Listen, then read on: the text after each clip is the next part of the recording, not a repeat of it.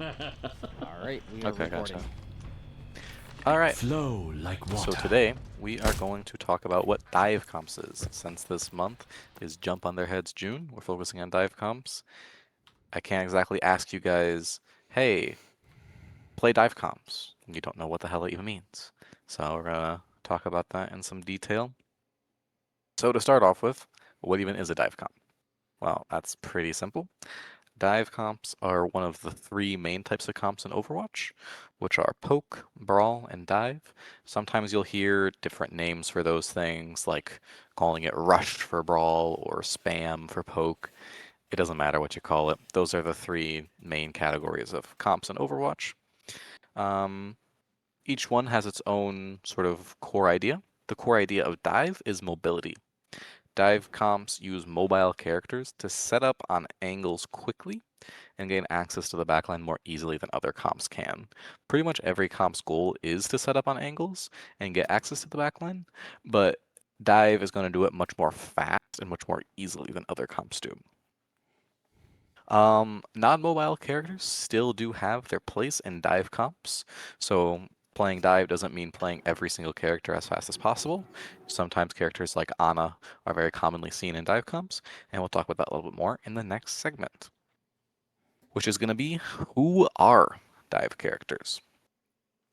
Dive characters are generally characters that have high mobility and excel in fighting in close ranges. Examples of this on each role are like Winston or Ball for tank, Genji or Tracer for DPS, and Kiriko and Lucio for support. Those are all some of the most common dive characters, but there's more than that. Pretty much anyone who has high mobility and can tank angles is probably a dive character. Um, Non-dive characters, though, so somebody who isn't exactly a dive character, still has their place in a dive comp. Um, an extremely common example is seeing Ana Brig as the support line of a dive comp, especially when playing dive versus dive, because even though they aren't fast, they are quite threatening in close ranges. So when they get dove, they can fight back. Um, so yeah, why would you play a non-dive character in a dive comp? Well, a lot of time these characters may not be able to dive themselves, but they are very competent at fighting off dives, like an Ana Brig are. Um, Also, it's really common to run non-dive characters in dive versus dive comps. Generally, if you're playing dive versus a non-dive comp like poke or like brawl, running non-dive characters has less of a place because you aren't really fighting off dives per se. So it's generally faster to stay full dive versus non-dive comps, but we'll talk about that a little bit more later. Um, some characters kind of fit in between being dive characters or some other type of character. Examples be like Sojourn or Hazard, where Sojourn's kind of pokey, kind of divey, and Hazard is kind of brawly, kind of divey. These characters tend to just be slower than other dive characters or less dangerous in close range, but they can be more dangerous when played in their optimal spaces. Hazard, for example, he's kind of slower to get to angles than somebody like a Winston, but once he's on an angle on the backline, he's able to kill much more quickly than a Winston can. Or Echo, she's not as dangerous in close range, right? She's not going to be killing people super fast, same thing with Sojourn. But from that angle, she can poke from afar and be very effective at dealing damage at the kind of mid-range. Any questions about who dive characters are?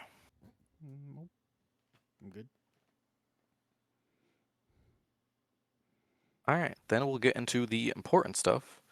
How do you actually play a dive comp? And so to start, what do you guys think step one of playing a dive comp is? Setup. Setup, yeah, yeah. There's a key word, Or, but you're on the right track. well, I was gonna say pick a target or pick a point or pick something, something about how it's gonna converge or That's combine, something like that. that's more like step two, Yeah. but before you can get on a target, you have to do something else first. Alessandro was on the right track with setup. Mm. That is right, but there's a specific term we use for it, and that term is staging. Okay. You have to stage your dives. So what the heck does staging mean? Well, it's like what Alessandro says, it's setting up, but there's some specific rules of how we're setting up. So characters are going to have to fight for different angles. So what that means is you don't want every single person to stack on the same angle or the same position. In dive comps, it is pretty critical to be fighting for different angles. So your Winston might go right side and your Tracer might go left side, but the whole team shouldn't all go one angle on a dive comp. If there are enemies on your angle, so say you're the Tracer and you push left side, and then there's a brig there, right? If you can, clear them from that angle, meaning fight them off to either kill them or make them leave the angle and give you open access to it. If you can't do that, if say the brig is too good, or if it's like a 2 versus 1, you probably can't do that. So just pressure them as best as possible, hold attention, make their life difficult, but probably you can't commit to the fight. And then deepen your angle as much as possible. So again, if there's somebody in your way, you probably can't deepen your angle, but if there's no one in your way, deepen your angle as much as possible until you are set up as well as you can to reach your dive target, which we'll talk about next. So step 1 is this stage. Set up on your angles, fight for your angles, gain as much control as you can, deepen your angle when possible. Then step 2, we have to actually do the diving. We have to dive the target. So a mistake that I see really commonly is teams getting too rigid about who they're going to dive. They're going to look at the enemy comp and they're going to say, all right, they're playing Widow. We're going to dive Widow every fight. But that's not exactly how dive targets work. And we'll talk about that here. So the dive target is going to be whatever enemy is the most vulnerable. Right? You might say, well, Widow is pretty vulnerable to dive. That's true. And character is one element that goes into enemy vulnerability, but there's others too. And the other one, and the even more important one than what character they are, is their positioning. The more isolated a target is, and the closer they are to you, the better the dive target that is. So if you were in a scenario where the enemy team was on Widow, but also on Ana, Widow's an easier dive target than Ana, because Ana can fight back. She can sleep you, she can anti you, she's dangerous. Widow is kinda free. If you were to say we're going to dive Widow every fight, okay, sure, she's easier, but if the Widow is way in the back with a brig next to her, and the Ana happens to be right next to your hazard on a convenient spot, you wouldn't walk past the Ana to go jump on the Widow. You have to fight, who's most vulnerable, which would be the Ana in that scenario. So, isolation is really key for what you're looking for finding a dive target. The more isolated an enemy is, the more vulnerable they're going to be to a dive, along with, obviously, what character they're playing and how diveable that character is. But don't get too hung up on just diving the character who's the most diveable in the comp. You got to pick the individual target for each specific fight. Once the team has finished staging, target will be called, again, through the process I just described. You guys will figure out who the most vulnerable target is. Somebody calls the target. It should probably be the flex DPS, but it can be the tank sometimes. Depends on how the current team is looking like. But yeah, the target will be called, and whoever is able to will try to kill that target. The key word there being able to. So a really key thing here is that not every single player has to focus the dive target.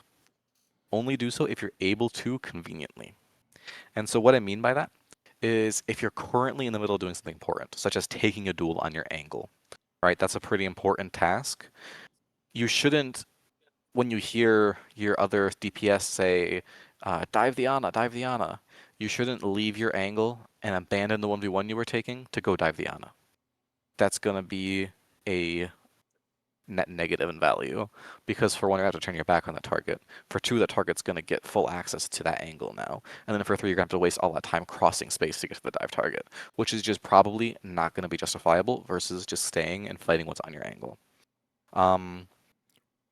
So this may feel kind of bad to do, because you're thinking, well, we're meant to be a dive comp. We're meant to dive the target together. That's like the point. But the thing is, a lot of times, even if you aren't directly shooting the dive target, you doing other things is going to help kill them. If we take an example of a Tracer 1v1ing a Cassidy on an angle, even if the rest of the team is diving an Ana, And Tracer might feel like, oh, I'm not helping the team kill the Ana. She is.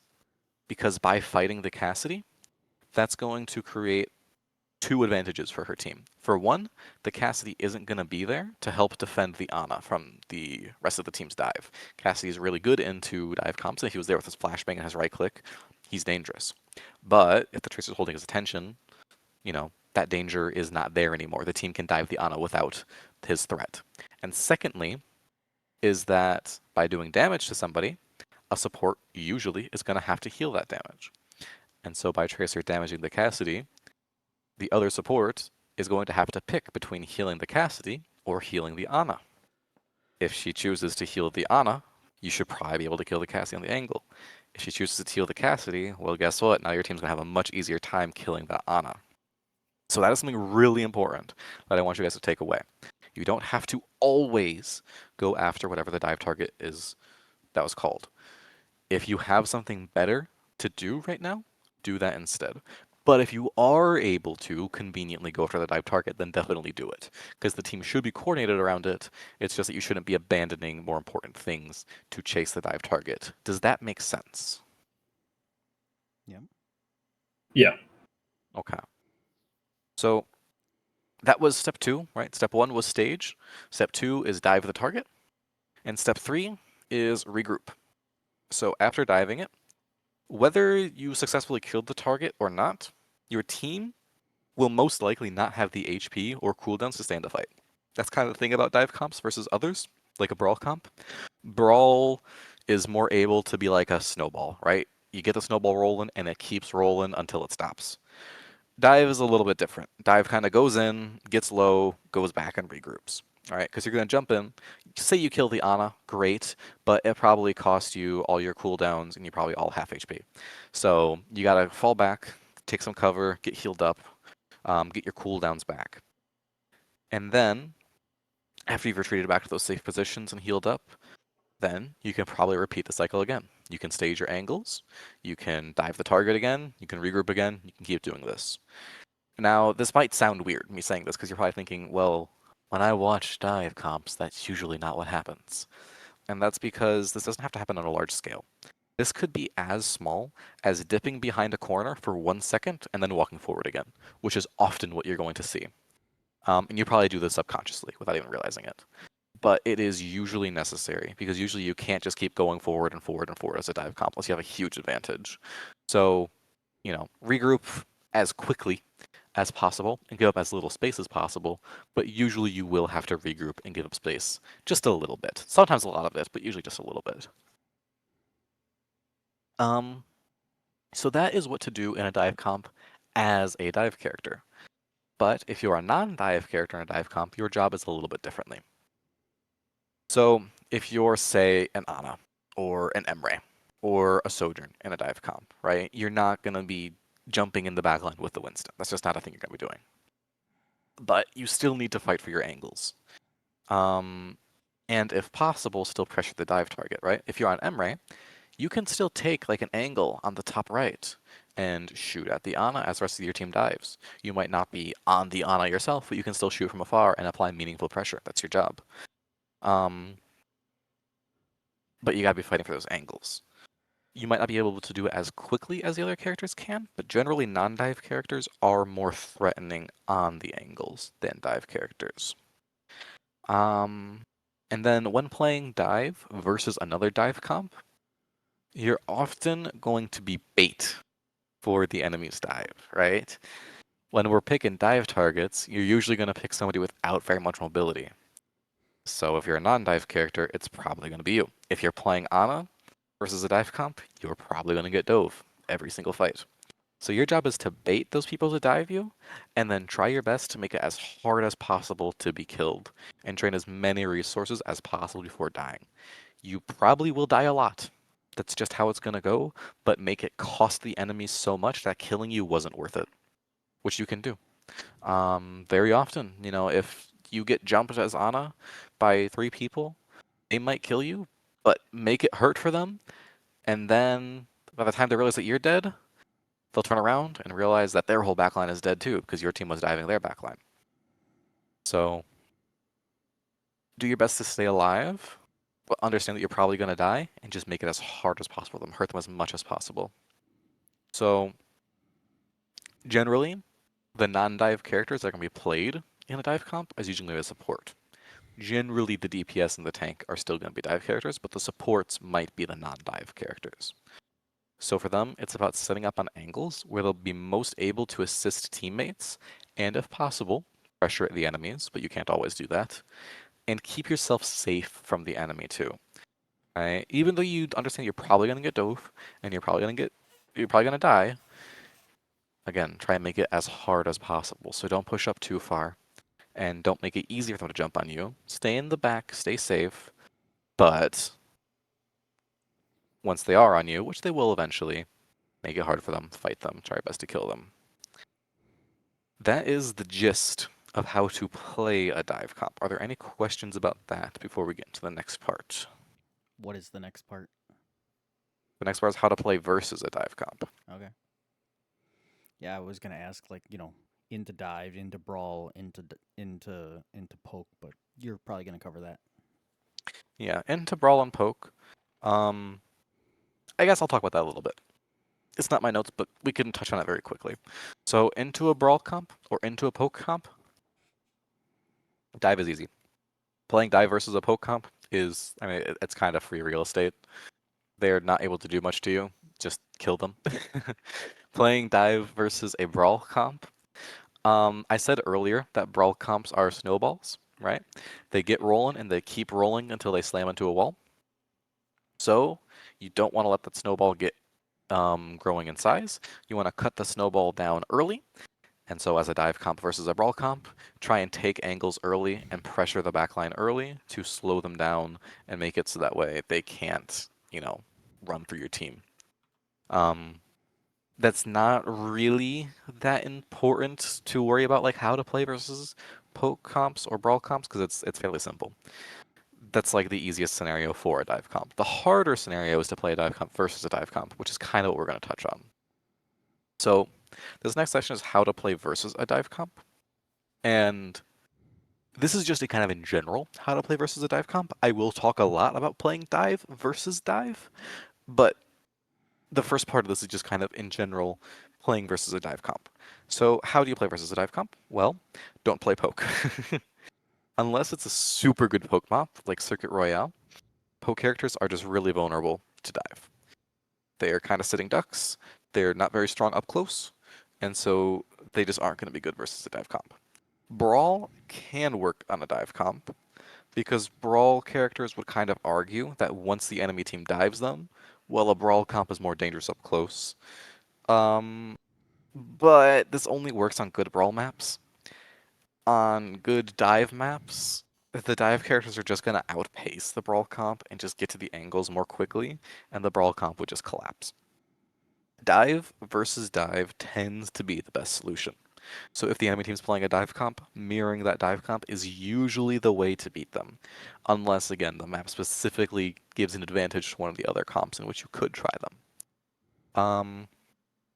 Because essentially dive versus dive is going to be whoever does the better job of controlling the angles will be able to dive the target first and probably win the fight. Obviously, diving the target does not guarantee a win, but it gives you much higher odds of winning. And whoever's going to control the angles better is going to get to dive that target first. So now I'll get to the notes of playing dive versus dive, because there's a lot here to dig into. So when you're playing a dive comp versus another dive comp, an important decision to make is whether you want to go full dive or go partial dive. So now I'll define those things. Full dive is when all 5 characters are true dive characters. This gives your team the maximum speed and will allow you to outpace non-full dive teams. So essentially this would be playing a comp like Winston, Genji, Tracer, Lucio, Kiriko, right? Every single one of those is dive characters. Very fast comp. You're going to be super quick taking the angles. And if the enemy team isn't also playing 5 dive characters, you're going to be faster than them. You're going to outpace them. A partial dive comp is when 1 or 2 of your characters are non-dive characters. This can give your team one of 2 advantages depending on what those characters are. So either one, your backline, while non-mobile, is dangerous and hard to kill. So this is anti-dive. This is where that idea comes from. So these are characters like Cassidy, Ana, Brig, right? These guys aren't very fast, but if they're dove, or if somebody else is dove next to them, they're very good at fighting off those dive characters. Or the second advantage that a partial dive comp can give you is that your front line is slower and thus can't get to the angles as quickly. But once they're there, they're more dangerous. So this would be like a semi-brawl comp is the word I'm using for it. So this is playing characters like hit scans, who they might not be able to jump on the backline, but they can set it from an angle. They can apply very dangerous poke. Or a brawl character, somebody like, who's a good example of this? Like a Junkrat maybe, or like a I want to say Reaper, but Reaper's kind of dive already. But just like good brawly characters that are quite dangerous up close. Because even if they're slow, like once they get on somebody, I mean, they're dangerous. And that kind of does play into anti-dive as well. There's a lot of overlap there. Hazard falls into this category to an extent. Hazard's like he's in between a brawl character and a dive character. But the principle of this is going to be the same, is that Hazard is going to be slower to get to the angles, but more dangerous once he's there. So whether to go full dive versus partial dive depends on a few factors. It's a difficult decision to make. These are some things that'll help make the decision easier to make. So one, and in my opinion the most important thing to consider, is what your team's comfort picks are. You should ideally play the heroes that you're best at. So if your teammate is really, really good at Reaper, and then your other teammate is really, really good at Emre, well, maybe you shouldn't force that Emre player to play Genji or Tracer. Maybe you just let them play Emre, and you just play a partial dive, because it's what you're good at, and that's fine. Because the difference between a full dive and a partial dive is not going to be super strong of a difference. It's better to just play what you're best at. But if everybody is comfortable on dive characters or non-dive characters, they're able to play it, different things, then the next important thing is what the map favors. So very dive-focused maps like Dorado or Gibraltar will generally favor a full dive comp, because these maps really reward high mobility and high speed. And so if you have characters that aren't full dive, if you have, say, a Sojourn or a Ana in there, they might be a little bit too slow to keep up on those maps. But if the map is less divey, like Route 66 or Rialto, still maps where dive works, but not like true dive maps, then a partial dive comp might be better, because those maps might favor more poke characters, like an Emre. So the advantages of playing a partial dive might be stronger there. The third thing to consider is what the enemy team is running, and this is where it gets kind of complicated. But what you have to look at is what issues they are presenting. So if you're playing a partial dive comp, and you're getting outpaced and losing control of angles, going full dive might alleviate that issue, because if they're outpacing you, being faster and matching their pace might solve that problem. But if the problem is that you're playing full dive and find that the enemies are too hard to dive, meaning that, like, say they're playing like Torb, Cassidy, Ana, or something like that, like that's pretty hard to dive. They're pretty strong. They can kill you pretty fast. If you're running into that issue, switching to partial dive might be better, because maybe you can poke them out a little bit, soften them up, and then jump on them when they're hurt. So it's kind of about identifying what the issues the enemy team is presenting, and then finding which type of comp is going to solve that issue. Full dive is going to be faster, going to help you not get outpaced. Partial dive is going to be slower, but it's going to help you apply more pressure from afar or be less susceptible to dive yourself. The fourth thing to consider is attacking versus defending on like modes like payload. Generally, the difference between attacking and defense is dramatically overblown by players who don't know what they're talking about. They'll be like, bro, why are you playing Winston on defense? You're throwing, bro. That's an attack character. That's not how the game works 90% of the time, but this is one of the few exceptions where attack versus defense difference actually does matter. That's pretty simple, because a partial dive comp is going to be more effective on defense than it would be on attack, because those non-dive characters being played in the comp are slower. so they can't set up on angles as quickly. On defense, this issue is alleviated by the fact that you just have more time and more space. So even if your Ana is obviously not fast, she just doesn't need to be fast to get to her angle where she wants to be. Whereas on attack, you don't have the luxury of all the time in the world. You don't have the luxury of having the space advantage built in from the get-go. So playing those partial dive characters is harder on attack. Not saying you can't do it. You absolutely can. This is why this is the last thing on the list, because it's the least important, but it is still one thing to consider. So to recap for this, the decision-making process should be first, what your team's comfort pick is, 2, what the map favors, 3, judging what the enemy team is running and what problems they're presenting you, and 4, if you're attacking or defending. Does the difference between partial and full dive comps and like the reasons to pick one over the other, does that make sense to everybody? Yeah. Yeah. Okay, cool. So I think that is all that I have to yap about today. Thank you guys for showing up. Do you have any questions for me before I end it? I mean, I don't know. Is there anything you want to touch on as far as like whether a comp is built around a diva or a ball or a hazard or whatever? Anything unique to those particular comps? There is some to touch on there. That is a good question. So certain dive tanks are going to play at different paces than others. And the faster the pace of a tank, the faster the pace of the rest of the comp probably should be, and the more independent the rest of the comp should be. So for example, Ball is probably about the fastest dive character period there is. He's very fast, very, very fast paced. If the rest of your team is quite slow paced, you guys are going to be engaging at different tempos, and it's probably not going to work. And the backline is going to be receiving basically 0 assistance from the ball. So playing an Ana with a ball might not be the wisest choice. Sometimes it is, but it's not always going to be the wisest choice. Whereas other dive tanks like Hazard or Diva are a little bit slower paced, and so running more slower paced characters with them can be more valid. So running Ana with Hazard might work better because he's going to be playing more to Ana's tempo. Still faster than Ana, obviously, but more in line with those tempo. So I guess the difference is that if you're running a very high tempo tank, those would be, I would say, like Ball and Doomfist. Those are probably the only dive characters I would call like high tempo. If you're playing one of those characters, running partial dive is probably not the play. But if you're running more slower tempo characters like Hazard, Diva, maybe Winston, he's kind of in the middle. Those characters running partial dive is a little bit more valid with. Does that answer your question, Cody? Yeah.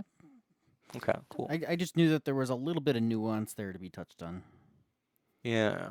Any other questions? I have a Dominic? question. Oh, I'll ask Alessandro. What was your question first? Mine was I just didn't know what Domina is considered brawl or poke. Dominus Poke. Poke, okay. Yeah. Neri, what was your question? so I wasn't here for all of it, but so who should be the one making calls? Should it be the DPS who's more dive or the tank? Who should follow up?